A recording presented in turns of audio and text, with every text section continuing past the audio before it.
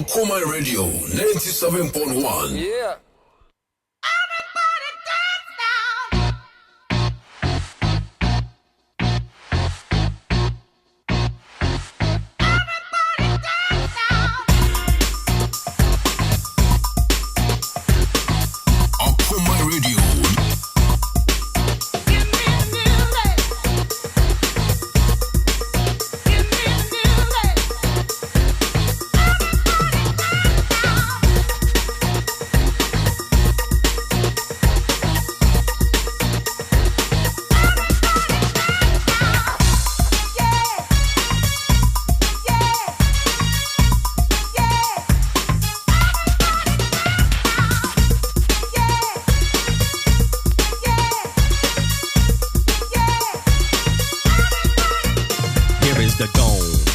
With the bass, pajamas live in effect, and I don't waste time on the mic with a dope rhyme. Jump to the rhythm, jump to the rhythm, jump. And I'm here to combine beats and lyrics to make you shake your pants, take a chance.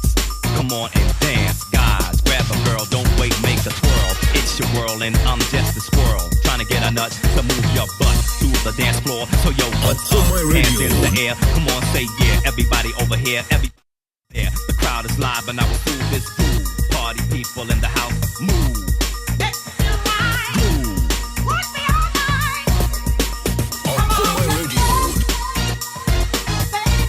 Alright, Okuma 97.1 and Opensono, aye, Kwasiera Paso Morning Sports, and Hatiansa, Yerimun Komo, and Sono Ebro, and on the 19th of March 2023, Kwasiera Pa, Yatanasian is 6:30 to 7 a.m. That's the Paso Morning Sports, updates, I hold on, our Ghana ha, and I feel someone, and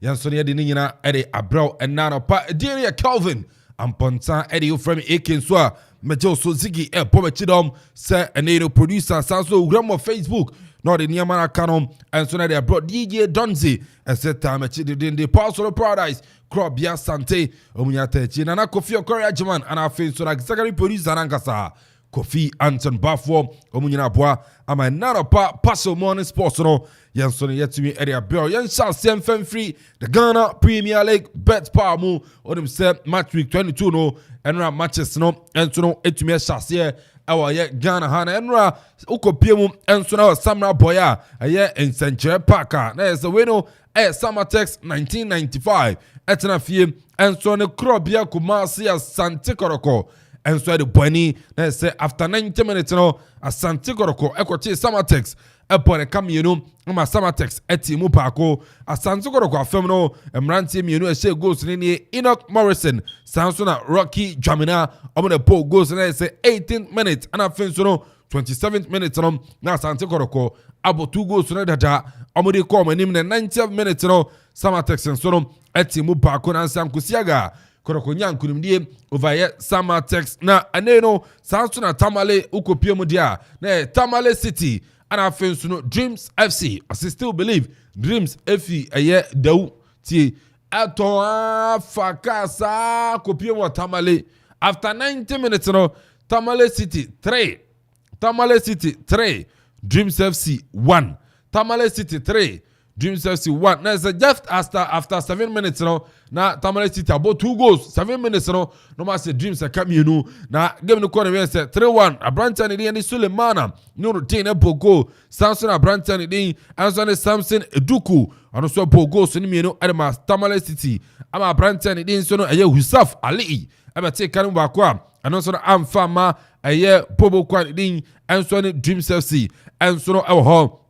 and the match is to draw our Ghana Premier League no say and I know so come esifa etie our Jumedi no so dia yan kona fenso yan fene matches ni na ensoro emfama ukona fenso ukopiemu ensoro our the Nations Wembley Accra Sports Stadium there there's a hat to folk as they building a strong foundation with their famous colors red, yellow and blue. Etna fie no mo so any oda Kotoku Royals also their boy ni na say na Ziggy obewuram na fe so no wabomode ya supporting the team Kotoku Royals no much say inkunudie enso be call e dia momo ene 3 p.m. our Accra Sports Stadium almost one had to folk area boy and had to folk say and then operating 20,000 supporters no almost share news on Baby Piemu and so oh yeah Accra Sports Stadium over supporting Bobo Kono Bechem United and so at Nafie on an Afosuja War Park Bechem Nafin so 3 p.m. Natunsa with a friend Carolina United no mo so at me Eddie a boy and sound so na mediama Osiminia or Takwa Akun Park and so and the Bobo Kwan Eddie Olimasi Oli Konson Oli Juluju Oli Rosalinda Oli it shall be better this season Oli Okuman Radio Oli Ziggy Omunyina Trem na Finsoro Omone Mediama and so the boy near away game Mediama so ebetena fie no apo 3 p.m. Ghana time and so Tromana FC and so na fie no so and Accra Lions Bobo Kono and so etumi the boy Real Tamale United betena fie Tamale Aliyu Mahama Sports Stadium no so and Prekum Chelsea Bobo Kono and so etumi the boy near and also no some no yede atuja and so Eddie Man so far Ghana Premier League table no saying that here Aduana Stars about 21 matches equal 39 points Samson Accra Lions about 21 matches equal 37 points Asante Kotoko Etosumienu about 21 matches equal 30 Atosumiensa about 21 matches equal 34 points Bechem United Tosu 9 about 21 matches equal 33 points Hat to folk Tosu 21 matches equal 32 points Mediama Etosu Ntia about 21 matches equal 31 points Samson and Sono Aya Brekum Chelsea and also about 21 matches equal 31 points Bibiani Gold Stars Etosu Wache about 21 matches equal 31 points Samatex Etosu and so Aya 9th position and also and Crown equal 30 points after 22 matches and so Toronto will do about 21 matches equal 27 points and Afinso still believe Dream FC Bobo Kono Etosu will do bako or about 22 matches equal 27 points Edumienu Great Olympics and so about 21 matches equal 27 points 13th position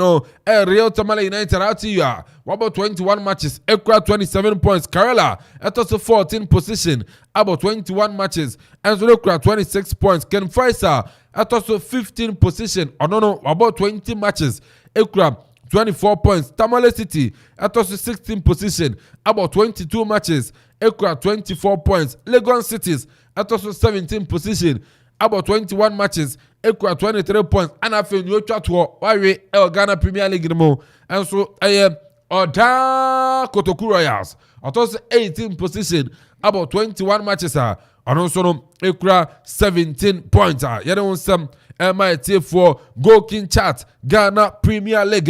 and also say NTA Abrantan Eden Samson Eduku or Tamale City about 9 goals Hafiz Konkoni Bechem United about 9 goals Mizak Efriye Brekum Chelsea and also about 9 goals Samson Samara Salifu and also Accra Lions and also Etimi about 9 goals and also Ghana Premier League Munsama and Pop Yatna say on a Passion Morning Sports and also Seminano Yansoro Yadi April Ewo Jumedi so Okuma Radio Yantuaso na fensono yanko piemo awon temfufroma onum se nei aye Women's FA Cup round of 16 fixtures no and also abekoso ene Ghana ha na enra matches no dodo na etumi koso ene 2 matches neto dwa enso no Women's FA Cup no round of 16 games no say na tie ene ukopiemu enso na Wakachi College of Education dia na se ne no anlole di senso no 3 p.m. etnafie enso ane soccer intellectuals enso etumi apop ene beto dwa 3 p.m. Samson and Dew Park no Dew Park na se mano afem say na tie Root Sisters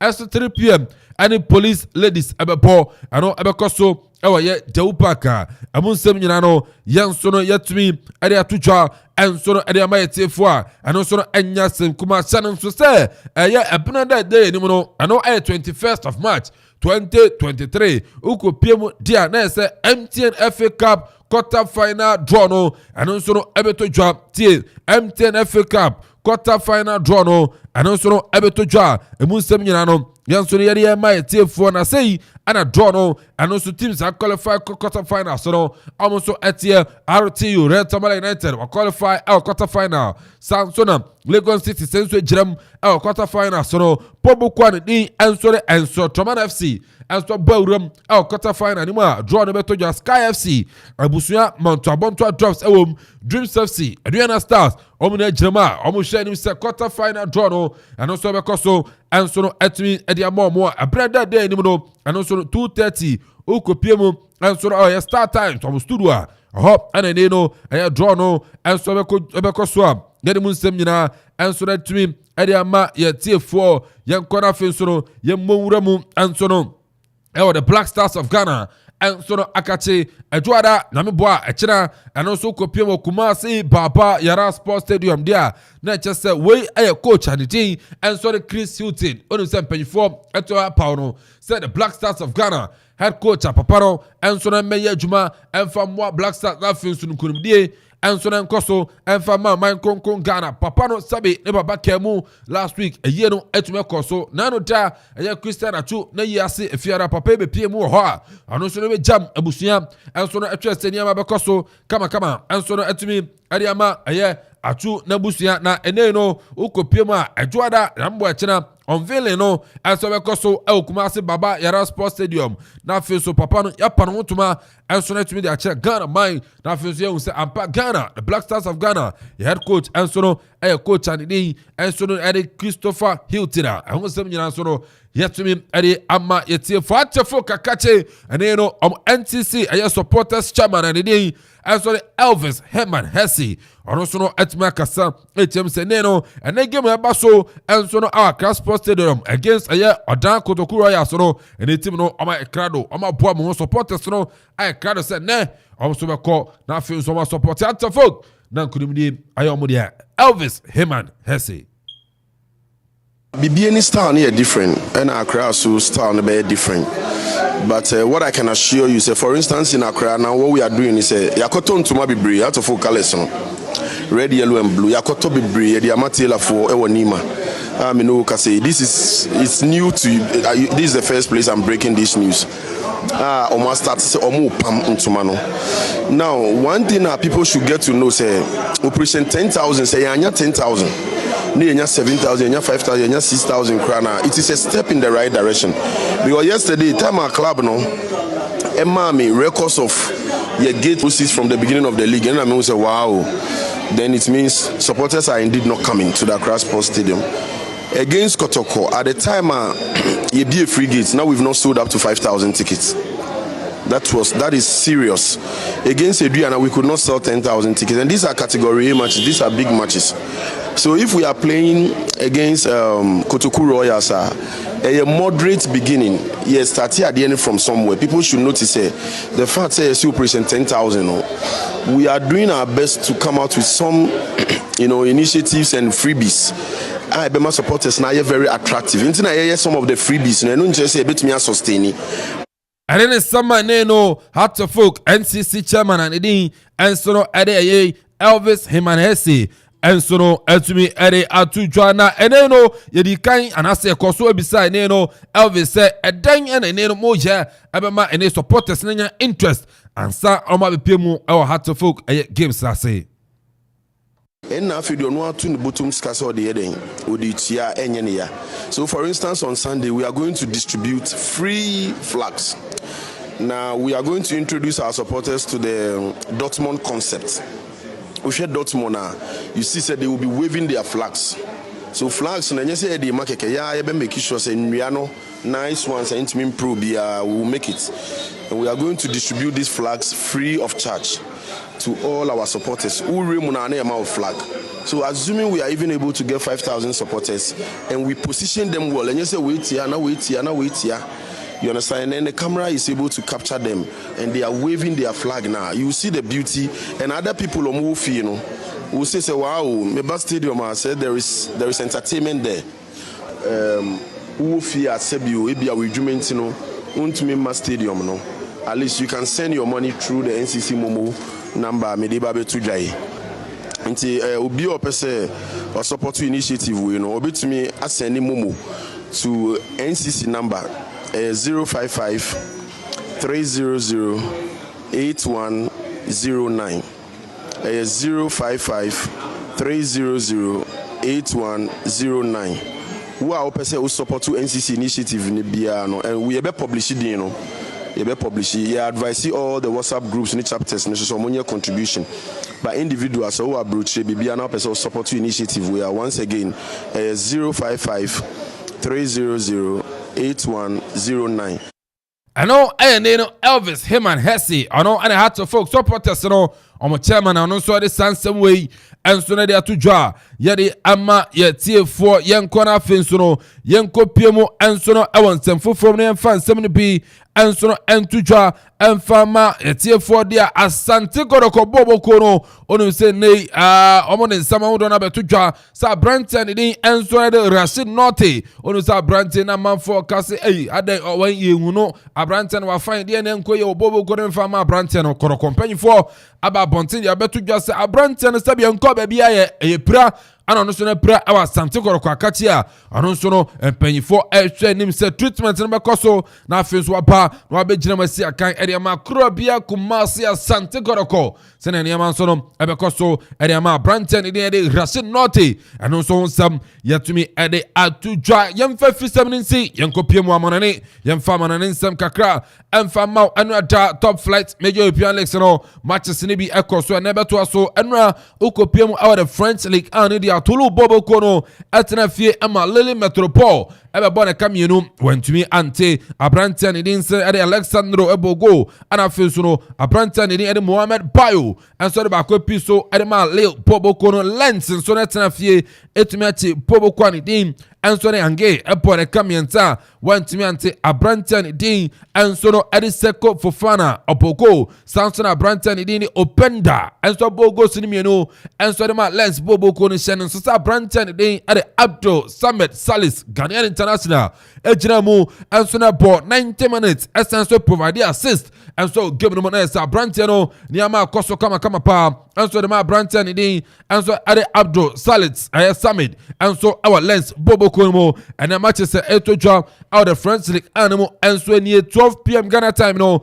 AC Ayasio etna fiona in Monaco etmi abo Montpellier enso ne Clermont enso be pop OGC Nice no 2 p.m. and Lorraine Ebo Strasbourg about 2 p.m. No so no and I say etma about twice and Miami Bobo ko Stade Brest enso be pop na team no Stade Brest no ye player be a friend Brazil ono so sanjiram Stade Brest entino bian ejira na so papa Ziggy Mensre mi team start we Barcelona Stade Brest and eba you play a friend Brazil and you know what was so joining over to me at Jenny 3 p.m. and I said 2 p.m. and I know Brest yeah quite way nothing so you need try team no team about Paris Saint-Germain 4 p.m. Ghana time and so in Laurent and I said René Bobo Kono and about PSG Tenafie or Parc de Princess no so René at me about Reims and so no and Olympique de Marseille and also no 7:45 p.m. You don't want some at media mighty for German Bundesliga and matches the Toja and so no Germany Mountain so no Nanyasim Kuma 5 matches ne Toja Osberg Esebako Saka Numfi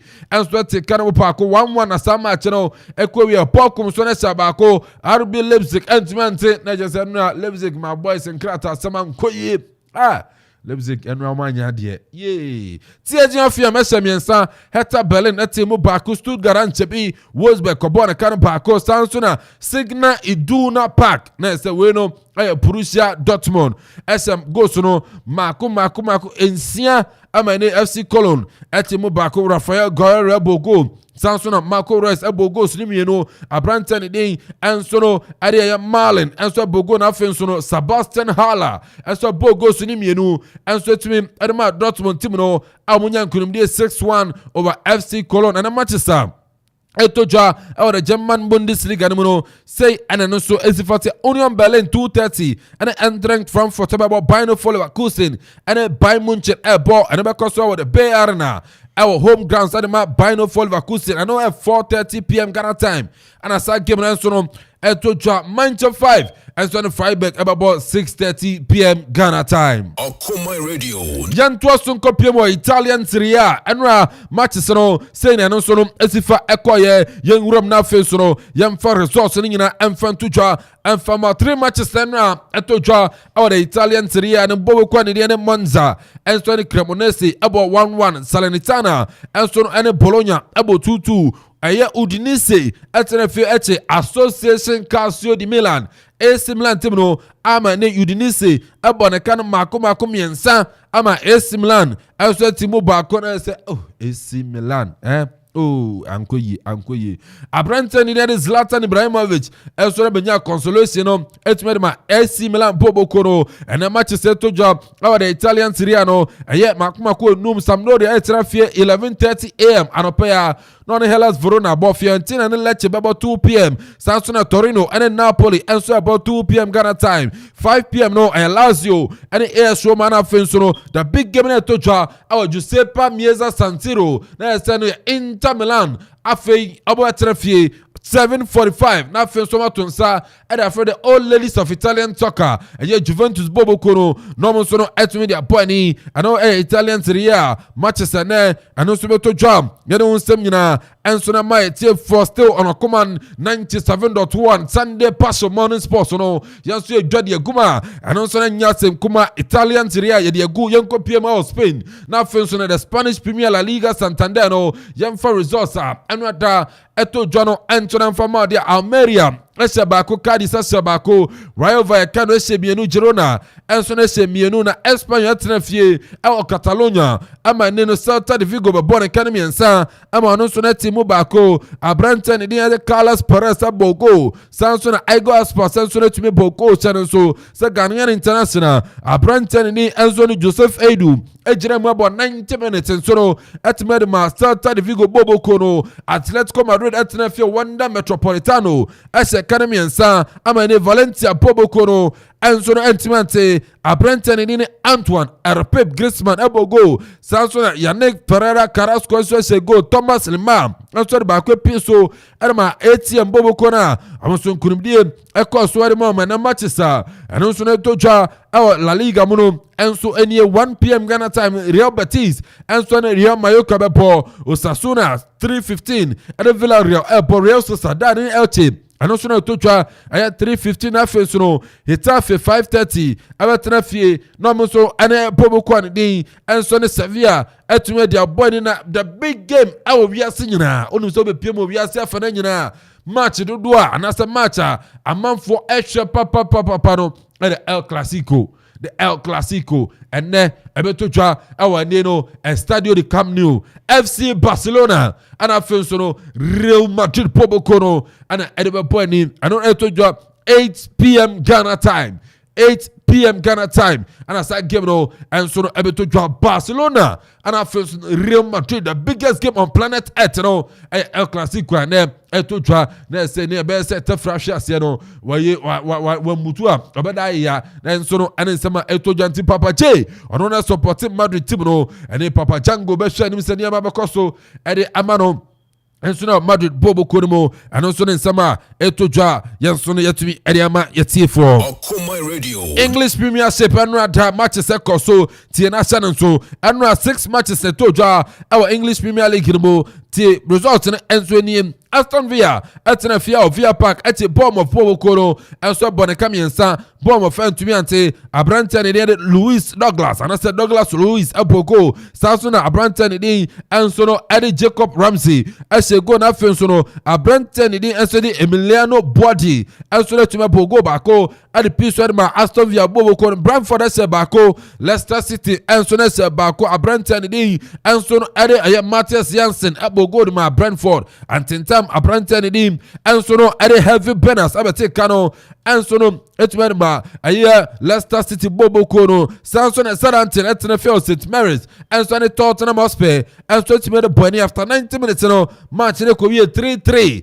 anso no sama etodwa abrante ne dim enso no ade Che Adams abogo etuma ma Southampton Samson atio Walcott ana fenso no Ward Prowse etuma de ba ko piso Tottenham afem no Ivan Perisic Harry Kane ana fenso no abrante ne dim ade Pedro Porro enso de ba ko ka ho arma ye Tottenham team na eno so ne ko wie se obi a che ne nyonko ka miensa Wolves so etena field Molineux Stadium ama Leeds United be ball kan mako 9 ama Wolverhampton Wanderers etimu mienu oko PM list akati abrante ni Ade Harrison anso ball goal so no anase ball goal baako South Island nso ball baako abrante ni anso no Ade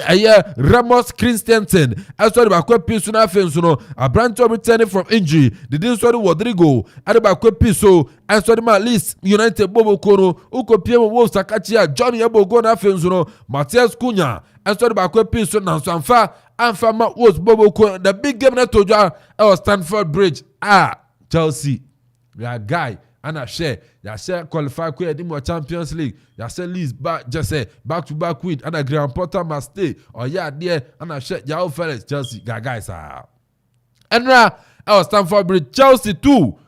Everton 2 Chelsea 2 Everton 2 Abrante ni Joao Felix abogo Kai Have abogo Abrante ni Ansono Eddie Diokori etimi bogo na afenso Simpson so 89th minute no onya equalizer no anso de ma Chelsea bobo kono anase Everton team no anso ene nsema eba na ezubize we ahwe tan Chelsea sa bobo mu din za ane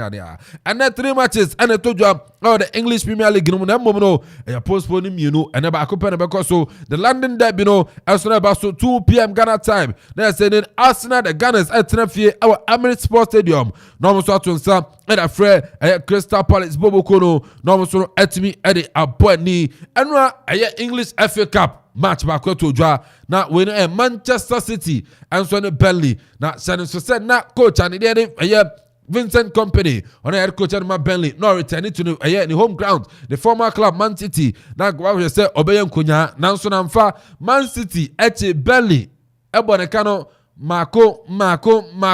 ensia 6-0 Burnley team no enso no entumi Abrante name enso ni Julian Alvarez ebo go so ni mienu Argentina International Samson Abrante ni enso ni Cole Palmer ebo go na say akoye miensa na aka no guess who Allen Bron Haaland ono kwa no etse go so miensa last week o say go so no enum enra wa say go so no miensa aka on 2 matches no Bron Haaland was 8 goals at Man City bobo kono and FA Cup no say na my matches no and so at Manchester United and so ni Fulham bebo and so no ewomu and was no so Samson and Sheffield United and Blackburn Rovers and so bebo Brighton and Overbium and so ni Grimsby Town and so no bebo no the English FA Cup in some of the doors so na mum ne set na efata se hotel na no pay yanso no yatimi ade abraw enso no dwumadie no so enti eno so eno no ai na no pa on the Paso Morning Sports Okuman Radio yase ne openo eno ane ye enso no yatimi ade amao yakwei happy birthday enko enfama enim Isaac yes the one afro Kwame Anim ene birthday we every wa unia ho Donzi o say ene wawoda o show happy birthday Anim Isaac uwom ewon kokko White House and your birthday don't say or so happy birthday anyami shiraw no ye okese odo papa so nua ntine DJ Donzi so we need apenyi Anim Isaac awo enkokko White House happy birthday enti anoso no bare ekwe ne onse classico ne baso na adwuma wura zegi adwuma wura ohire safori o say na classico ne baso no nimsa man for pet game no asha no tie on my 4 tickets at the Free Ministry of Tourism how say ne obi anko piem nipa 4 mo nko piemu Polo Club Shangri-La no obi anko hwe game no entene adwuma wura enya se street lights nko abo na emom no oma amanfo mani di football echi omope football no enso asha no eni omomani age enteno o say ene El Clasico ticket no makoma 9 Orima football having fans Barcelona Barcelona supporter Madrid supporter eni osimi nyina na nemu na mema 4 tickets na wakopie mu awaye the Polo Club Shangri-La na Ministry of Tourism hono omu yi game kama okwa aduane obedidi free drink obanim ni free na for relax pictures hawo obetwitwa ni free ni nya Polo Club Shangri-La na wakohye El Clasico Barcelona and afin no Real Madrid internei me sorry a frame na wa pet ticket ni bi no abeje na wakohye the El Clasico ni bi ni nyina no adwuma wura ohene safori fianko incoming assembly man ɛwɔ Boasel Kwapeman ɔno sɛ menyina na nan mu na saa ticket me mfama na the El Clasico ɔno wakɔhwɛ bi ɛwɔ Polo Club a ɛno sɛ Shangri-La ɛsɛ aduane wobɛdi ne firi a yɛma free VIP treatment na ɛsɛ wo so de akɔ na akɔ enjoy the El Clasico nti wopɛ bi a na wafrɛ me 0261 65 8957 0261 65 8957 adwuma wura ɔhene safori free anko sɛ free ticket no mede mau nipa 9 the El Clasico munkɔdam kɔhwɛ the Polo Club ɛwɔ Shangri-La ɛnkran na kɔdidi kɔtwitwa pictures na abɛnom gyesi bibia free ɛwɔ we VIP ticket ana me nso no mede ɛgyina ɔhene safori free anko na mu na me nso no bɛtumi ɛde amount na wakɔ enjoy the El Clasico no ɛnso no ebi adwuma wura ya bi hyiraw na ɔyɛ ɔkɛseɛ yɛde bɛsi na yakɔ na afei nso no DJ Donzi ɛnso ɛde nwom papa ato amoso executive producer ya Kofi Anton Bafo Ziggy we are heavy saa nso na Donzi Pasolo Paradise Club ya Sante omunya boy ama no pay Pasolo Body Sports no nso me de buy edin ya Kelvin Amponsedi na me boy ɛkyena 10 a.m. to 12 p.m. on the Global Sports edin aka ebebro. Good morning. Yasom Pipe on Kuma Radio. Okay, Pimai, any Ghana Fonina, Yetie. Yasom Pipe on Kuma Radio. Okay, Pimai, any Ghana Fonina, Yetie.